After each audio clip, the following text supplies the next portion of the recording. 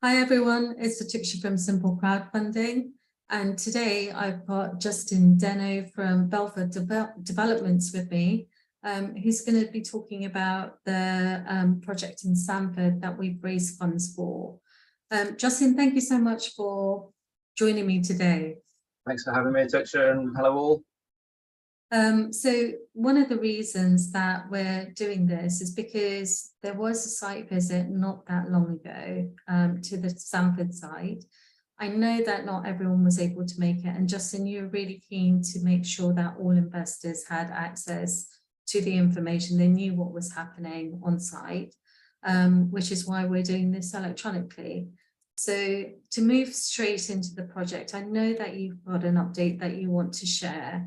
So maybe we start with the site update first, and then we can talk about the other pieces that you want to cover. Yeah, that'd be great. So yeah, as you say, it was really great to have those that came down in early March to see the site.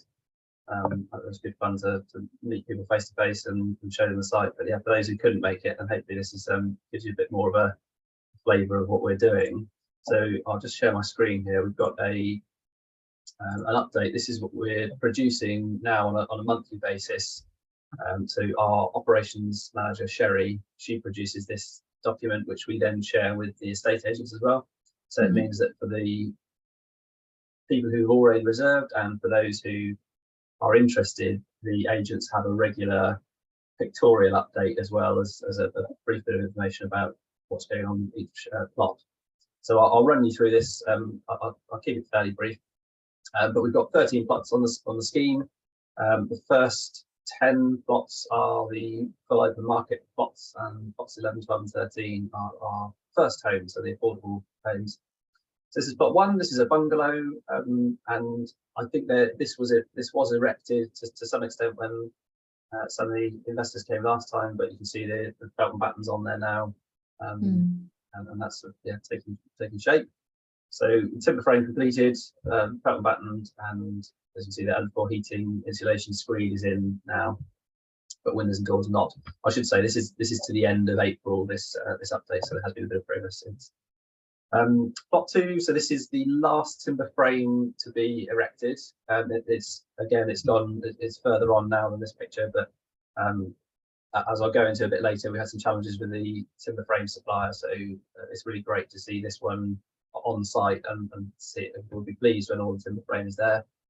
Yeah, that's plot 2. Plot 3, a bit further on. So actually now, plot 1 was slightly different. We used that. We dropped onto that as and when we had some resource, but we're now plot 2 is the furthest behind, and then as we go through the scheme, they get more and more completed.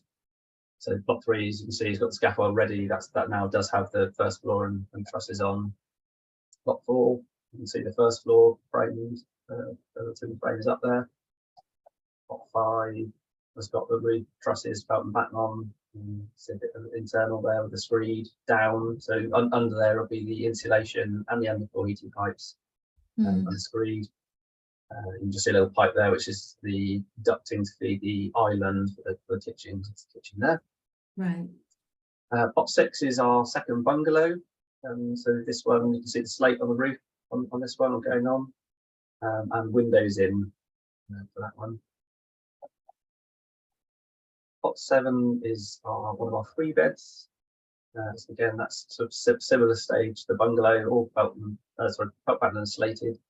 As you can see on the text there, we've got the first fix M&E, so the mechanical and the electrical going in as well, and the masonry has started on that one.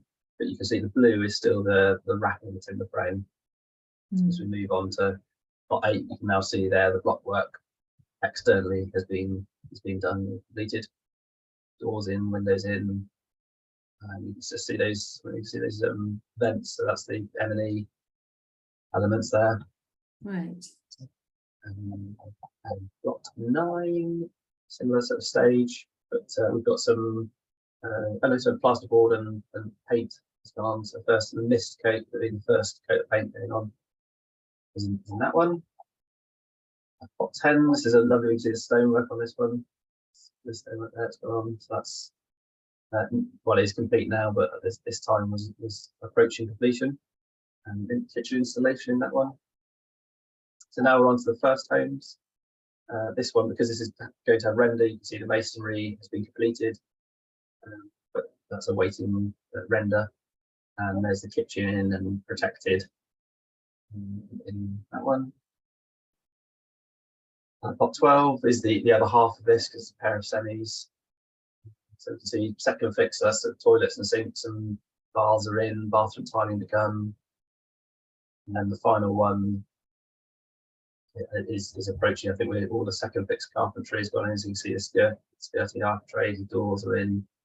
And that's sort of waiting decoration and final finishes really. So that's the furthest ahead. There we go. Yeah, that's the sort of plot by plot update. That's quite amazing. It's progressed even a lot since we last saw it. Yeah.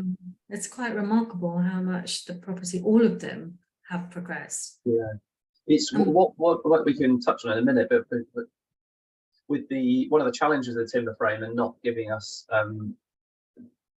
flow is what they were saying on site. They really want to have a good continuous flow of work, so subcontractors can move from one to the other, and that's really what we're trying to get. So you can see there, we're starting from the least advanced to the most advanced. You can see that progression as you go through should be fairly steady, and once you get to that point, they can sort of cascade through each plot, doing their bit on one plot, moving on to the next one, and that once you get that flow, that's when it really starts working well, which we're getting to that point quite nicely now. There is that progression, which is great. And you were saying that there was a challenge with the timber frame, the last one. Yeah, so the main issue there is the timber frame. Although it's a small timber frame supplier, they have had issues their end, and that's meant that we haven't had the supply of timber frames when we were expecting them. We suspect it's financial issues, but that's been very hard for us, because we thought we were going to get timber frames and they didn't arrive, and then we waited another week or two and they've come. So it's caused a stress point. We've had to monitor it very closely with the bank in terms of the financial strength of that company and how exposed we are in managing our payments, to make sure we assist them enough that we don't cause any more problem, that we're not exposing ourselves to too much risk.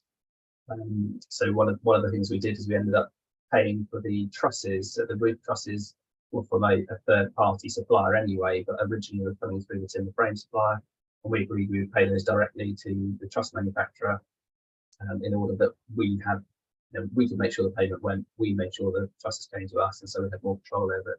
So we made a few tweaks to how we dealt with it to try and mitigate the risk from that. Sadly, the time implication that's caused us is something we've tried very hard, and there are so many emails back and forth to try and get them onto site sooner, but it has cost us a bit in time. So whereas we hoped we'd be done by the end of October, we are probably looking at the end of November as a result of those, because it's critical path as well. We just can't do anything until it's in. Yeah, and these things happen, don't they? So it's about the management of those. And in terms of another challenge you were talking about was sort of the management of the bank. Was that for partly because of this situation? It's been they've actually been very supportive in the sense that they've been highlighting when there have been issues with that particular supplier. So we've been working very closely with them, but in that case, we consider them to be part of our team and helping mitigate the risks. So it's been really helpful to have their support on that. But it's more that because we've been through this unprecedented time of build cost inflation, we have our build costs are significantly higher than we initially thought they would be, and so we've had to work with the bank, which is what's happening across the board. It's not isolated to this particular project, but we have had to go back to the bank and say, look, there are higher costs, and that's therefore we're going to put some money in as Belfield, and we're looking for some support from the bank to fund the additional costs, which we've got from them. In order to manage that, we started our marketing a little bit sooner perhaps than we might have done, to try and gauge the interest, because we felt we had a really strong list of potential buyers, and so we've done that in order that we can then show to the banks, yeah, we are getting the interest we need to, and support, most crucially, we support the new pricing we put forward, which is higher, in order to recover as much of those cost overruns as you can. So Justin, with regards to the sales, how are they coming along? Yeah, they're going well now. I'm pleased we're talking now and not a few weeks ago. So we had, when we first started, we launched back in February, and when we first started, we had a really long list of interested potential buyers, which was great. I did try not to get ahead of myself, but it was really exciting to see the buzz at the launch event and see the number of people on the list. And we did secure a couple of reservations early on, but it wasn't quite as many as I thought, given the number of people we had on the list. So, but I think in part that was because we were 9 months away from the completion of the scheme, and I think some people that was just too far away from where they could imagine themselves moving, and for others it was also, there was just not enough on site for them to be able to visualize what it would look like. But I'm pleased to say that we have had, in the last couple of weeks, we have had another couple of reservations. So we've now got 3 open market plots are reserved, and we should have a 4th, which we're negotiating at the moment, and we're expecting that to be reserved very soon. And then we've also got the 3 first homes that have been reserved, so that will give us a total of 7 of the 13 that would be reserved, which at this stage, given we've still got quite a few months to go, I'm very pleased with. And the combined value of those plots is just over 3 million, just over. So again, that's a fantastic position to be in, and because we've got a bank facility of just over 4, or 4.3 once we've extended it, then to have 3 million of sales ready to go, well, we've obviously got to get them exchanged, but to have them ready to go is really positive, especially because we're also seeing such high interest costs on the borrowing. So again, when we took out the facility, interest rates were very low, and we're affected by each interest rate rise because we're a facility that's tracking the base rate. So it'd be great to have these lined up and mitigate any time from when we complete the site to when we receive the money to pay the loan back. So that's really positive. And with regards to the other properties, because all the properties are progressing now, it's probably much easier for potential buyers, to actually see what they're going to be getting, I would have thought. Yeah. And it would be nice when one of the disadvantages of the build sequence we're using works very well for the build team, but it doesn't give us because the first home is the first ones to be completed, and the spec is ever so slightly different to the open market. Then our first plot, which is plot 10, is our first open market plot. But that is, you're right, that's progressing really well, and we should, once the scaffold's down and we've got finishes in there, it'll be great to be able to bring people in and show them. If we've got left at that point. Well, it's true, isn't it? So, and you briefly touched upon having 3 million or thereabouts worth of reservations at the moment. What do the financials look like for this project at the moment? I mean, in fact, I'm really pleased to say that they're pretty much on track. So we are slightly below. In the appraisal that we started with, we were targeting 778,000 of profit, and we're at 720 at the moment. So it has gone down by about 60,000. But given the increase to build costs, so significantly more than that, we increased our sales values, which at a time when the sort of the noise in the media would suggest that we shouldn't be doing that, or that house prices are falling, and so it's been nerve-wracking to sort of hold your nerve on those prices, but we've just been pushing the quality of the product, and I think because we've gone to market that bit earlier, we have got a bit more time to find those buyers and line them up. So yeah, given what's happened to build costs and given what could have happened to sales values, at the moment I'm really pleased that we are where we are. I know it's not great to be in a position where you're reporting slightly less profit, but with interest rates where they are, build costs where they are, sales rates slowing, then I'm pleased with that. I'd be happy to talk to if investors have any comments that they want to make, specific comments that they'd like me to answer around these challenges and the finances and how we're going. I'm more than happy to respond. And that's absolutely fine. And then with regards to timelines, so you mentioned because one of the frame or one of the buildings arrived late, it's actually had a knock-on effect. So what do the timelines look like at the moment for you? Currently, the last, we have a monthly meeting with our build team, and at the last meeting we had at the end of April, they're still projecting a completion at the end of November for the whole site. So we will expect plots 13, 12, 11 to be finished before then, but because we'll return and do all the groundworks and landscaping pretty much in one hit, then they will all, we're planning to just have one handover of the site. We have and we are exploring whether we could speed up 11, 12 and 13 as the first homes.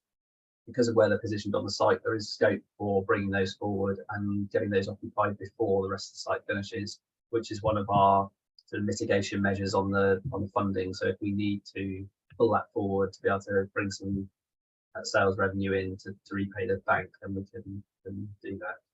There should be scope to do that. But yeah, at the moment, end of November is where we're heading. Previously, it was in October. And actually, end of November, that still leaves. So if you do have more pre-sales, people could still possibly be in before Christmas. So that's a good time, isn't it? Yeah. Well, because of the way we work it with once we've exchanged contracts, which we're hoping to have the 3 first homes and the first open market plot that was reserved, we're hoping to have those exchanged ideally by the end of this month, but within June. Then they'll be on a 10-day notice to complete. So as soon as we can see the end of the site is going to complete within 10 days, we can serve notice and have their completion funds and in within that time. So that's the really, once we get to that position, having exchanged contracts with 10 days notice, we're in a really good position. Which would be great. And I know that you also have other projects and stuff you're working on. What's next for you guys? I know you're busy with this, with these sites at the moment. What are you looking at moving forwards? Well, yeah, it'd be great to get another 2 lined up. So as you know, we're currently live with Sandford with all you guys. We've got another site near Newton Abbot, which we're also running at the moment, and both of them finish around the same time, so October, November time. So we'll be looking to have another 2 projects follow those. So we're actively looking at the moment, and we're doing loads of appraisals, looking at sites, striking them out if they're not right for us, or if we can't make the numbers work and they're asking too much for it, which we're seeing a lot of. We are seeing landowners' expectations still quite high, and a combination of build costs and interest rates mean that our appraisals are struggling to get land values where landowner expectations are. So we've had a good number of sites we've looked at where they're really nice sites and we'd love to do them, but the level of offer we can put forward just isn't high enough. But they sometimes come back, so we keep looking at them, keep putting our either informal offers forward. But yeah, we'd like to be in a position where by the end of this year we have 2 projects that we've identified and move on to. We have got a couple of projects which are very close to being in that position. They're not fully secured, but they may not be able to start in the timescale. So we're still looking for others that have full planning on them that we can move straight onto. So I hope to be able to come back to investors within the next few months with something that we've found that we would like to put in front of them. Which would be great. And with this, are you proposing to do more projects that are sort of a lot more eco-friendly? Because I know that's a very important thing for you, isn't it? Absolutely, and interestingly, we just last week we did an all-day team meeting working through our different spec levels. So having an A, B, and a C, and the A spec level being as eco as we are doing at the moment. So that's with the MVHR and triple glazing and high levels of insulation. But we also had an A+ sort of wish list of where we would like to be, which we're going to get costed, so we know where that might end up. And so when we're doing appraisals, we can look at that. But the reality of of site appraisals is sometimes we look at the site and because of its location, it just wouldn't support the values we'd need to get up at that really high level. So we've got to be mindful all the time. Whilst we'd love to be doing the A's and the A pluses, if a site only stacks on a B spec or even a C spec, we'll still look at them because first and foremost, it does have to be stacked up financially. But yeah, Yes. I'd love to be moving closer towards the UK. I know it's a very important thing for you, isn't it, and for your business. So, and then with regards to sort of investor updates, I know that you're still providing regular updates at key stages when there's a lot more information to share. If investors have any questions, you mentioned earlier you're happy to sort of address those. So if any investors do have any questions, please reach out and we'll get those answered for you. And then the next update will follow in due course. Is there anything I've missed? Is there anything else you want to share? Not like I think of now, but as you say, questions then have to answer. Great. So we'll get this sent out to investors in the project. And like I said, further updates will follow. We will keep you updated of progress on this project. Justin, thank you so much for your time. I really appreciate it. Thank you. Thanks. Bye.